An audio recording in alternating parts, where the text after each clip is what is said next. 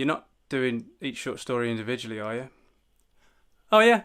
Hello, welcome back to Marathon Man, where I'm going through the history of James Bond, looking at every novel and film in release order, as well as taking little pit stops along the way to take a look at various media that may have come out in between. And you join me at the first of the James Bond short stories, From a View to a Kill.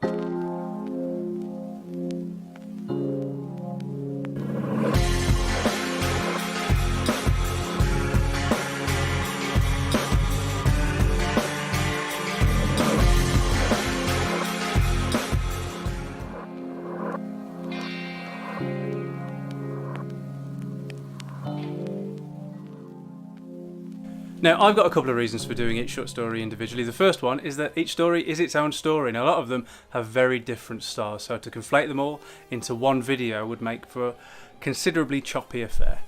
The second one is that it means that they're fairly assessed. I'm not just jumping over the lesser ones eagerly to get to the more important ones. And also, I guess sort of like delayed gratification is a part of it. It means I get to savour the marathon rather than sprinting through it. And thirdly, this is meant to be a marathon looking at the evolution of the series in release order. Now, while the 5 stories from the collection For Your Eyes Only were all collected and published together, other short stories like The Living Daylights, The Property of a Lady, 007 in New York, they were all published in between novels before being collected into another short story collection later. To do them in their right place means doing them individually. And so in the interest of fairness, these need to be done individually as well. As a further caveat, and one which might seem contradictory, from what I can tell, this collection, For Your Eyes Only, was published in April 1960, with the short story The Hildebrand Rarity actually appearing simultaneously in Today and Playboy magazines the previous month. That being the case, The Hildebrand Rarity, I guess, then would have been the first James Bond short story to be seen. However, the proximity of it and the publication of the For Your Eyes Only collection suggests that it wasn't included in this collection in haste. It's not like they went, oh, that short story you wrote for those magazines, we could put it in here. It was always meant to be the final story in this collection.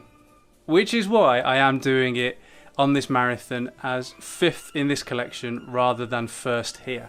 Had it been another year or two before it showed up in the short story collection, or if it had appeared in those magazines between Dr. No and Goldfinger, then I absolutely would have included it here. But as it is, I just think its rightful place is definitely after Risiko. But even though each short story gets its own video, that doesn't mean these entries won't be brief. While each does deserve a fair shot, they're just not as long or as involved as the novels. And, so unless I find something incredibly engrossing or interesting to talk about as I go on, or if I don't have any housekeeping to do up top, these probably won't be the same length as the videos on the novels, he says. When his Golden Goose James Bond took off, Ian Fleming worked up ideas for a possible James Bond television series commissioned by CBS, apparently after the climax episode of Casino Royale was a modest hit. So, would we have seen Barry Nelson reprise his role? Whether or not Bond would have been British or Card Sense Jimmy Bond remains to be seen, but when the project didn't take off, and I guess struggling for a plot to fill a novel after Goldfinger, Fleming decided to repurpose some of those ideas into a collection of short stories. The first in the For Your Eyes Only collection was this one, From a View to a Kill, and it was one of those unused ideas for the TV series. And reading it, you can kind of see why it would make a decent starting point. The budget would have been TV levels rather than movie standard, with a fairly limited cast of characters and not an awful lot of location hopping. So if the Bond plots from his novels were movie-sized and Fleming was working up ideas for TV episodes, then it kind of follows that those ideas for TV episodes would work quite well as short stories, and that is definitely true of From a View to a Kill. It's a Bond adventure in miniature. Bond is ruminating on a failed mission, but he's still in the vicinity to help out when a dispatch rider ferrying top secret documents is murdered and those documents are stolen. He's contacted by an agent called Mary Ann Russell, who he seems quite taken with, to the point where there are points here where he deliberately dawdles through the mission so that he can spend more time with her. So yes, this as an episode of a James Bond TV show about this time would have worked a treat. There's intrigue, there's espionage, and it's small scale enough to suit the small screen. Therefore, it's a decent caper for Fleming to adapt into prose. The opening attack on the dispatch rider is very vividly written, and it shows that when enthused with the material, Fleming has lost none of his ability to really expertly bring to life scenes from the page. We've spent no time with that doomed rider beforehand. We don't even find out his name until later on in the story, yet his death hits us and feels like a waste. Little details like him wondering what he's going to have for breakfast, or the fact that his killer is wearing a uniform that suggests he's an ally, means that death has an impact. And when Bond starts investigating, it's a good hook for the reader to want Bond to then mete out justice to the killer. Sure, it's no grand scale adventure through the jungle on Crab Key or a race against time to stop a nuclear bomb from destroying London, but Bond's investigations, which at some points don't seem to be going that well, do work as a low-key spy thriller. It's laced with a humorous undercurrent too, as Colonel Schreiber, the man in charge of security for SHAPE, the multinational organisation that the dispatch rider was riding for, he and Bond just do not get on. They maintain a veneer of politeness, but it's clearly running out with each meeting, and it's just a nice bit of character work from Fleming. But while the assassination, Bond's animosity with Schreiber, and Bond's ultimate thwarting of the villains are all very satisfying, the story just kind of ends incredibly abruptly. I know it's only meant to be a short story, but some of the others are longer than this one. It's not like there was an arbitrary maximum word count that Fleming hit and then had to stop. And what feels odder is that a little coda afterwards, where maybe exactly what secrets were found in the villain's hiding place are outlined. It's definitively stated that the secrets that were stolen at the beginning of the story were successfully recovered, and even Bond just getting the evening in Paris that he was fantasizing about at the beginning of the story, all of that would have tied it up incredibly nicely. As it is, just stops. And those things aren't really paid off, and that's a shame because they were written and set up incredibly well. When we meet Bond at the beginning, he's reflecting on that failed mission, but he's also quite wistful about Paris, about reflecting on how it's changed since the war and how he finds it quite lonely now, to the point where he's actually considering hiring an escort. And while that might feel out of character for Bond, it really only adds to the melancholy of the whole thing. It also feels at odds with the end of Goldfinger as well, where he was basically able to just act manly and turn a lesbian. And because I think I had a distinct problem with how that book ended, maybe I don't find it so much of a jolt that Bond is fantasising about hiring an escort.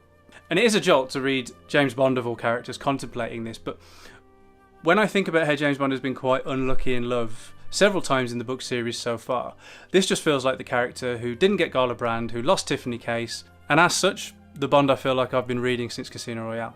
And so while he's feeling like this, to have Mary Ann Russell come into his orbit, who also seems quite organically taken with him as well, and then who very explicitly saves his life at the end, to include an extra little scene with them enjoying Paris together at the end, seems like a no-brainer.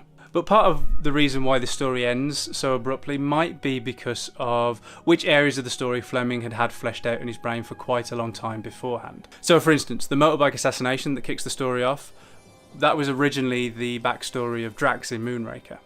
As part of Drax's backstory, it would have taken place in World War II. Drax would have been the killer on the motorbike, he would have come off his bike, been taken to a hospital as described in that book, and then been further injured from there. So to have had this all mapped out already, it's no wonder that Fleming could translate it to the page with such flair. Similarly, the hidden bunker in the woods that Bond discovers the killers are hiding in was inspired by the real-life auxiliary units in World War II, of which Fleming's own brother Peter was a part. They dug tunnel networks on home soil in the 1940s in preparation for a German invasion that ultimately didn't come to pass. So these elements are so vivid in the story because they're so vivid in Fleming's mind. And once he's used them, that's it, done, story's over. Which is a shame because the story, when Fleming's interested, is actually quite engrossing. The plan that Bond hatches when he discovers what's going on is really quite satisfying, and if there are Bond fans out there whose sphere of experience is limited only to the films, who wanted to get into Fleming, then obviously I would recommend starting with Casino Royale and reading in order. That's obviously my preferred way. But if a full series of full novels is quite a daunting prospect, then do you know what? Starting with these short stories can't really see you go too wrong. From A View to a Kill is, I think, a very good introduction to bite-sized Bond. How this would have fared as a TV episode is something we'll never truly know, but with Bond ruminating on Paris and his silent, solitary stakeout of the bunker in the woods, then you get the impression that there's not much dialogue, so it wouldn't have been this story as is in the book. But you can see why this would have been a good starting point. Bond and Colonel Schreiber really not liking each other on a fundamental level, but having to work together. The ending is way too abrupt.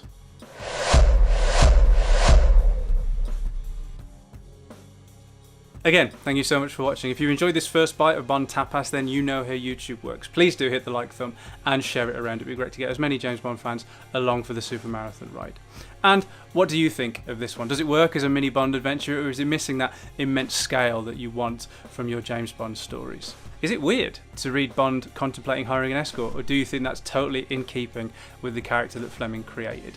Let me know in the comments below, and I will see you back here soon for Revenge by Crossbow. So if you don't want to miss that, hit the subscribe button, bong the bell, and I'll see you in Vermont via Jamaica. These probably won't be the same length as the videos on the novels, he says.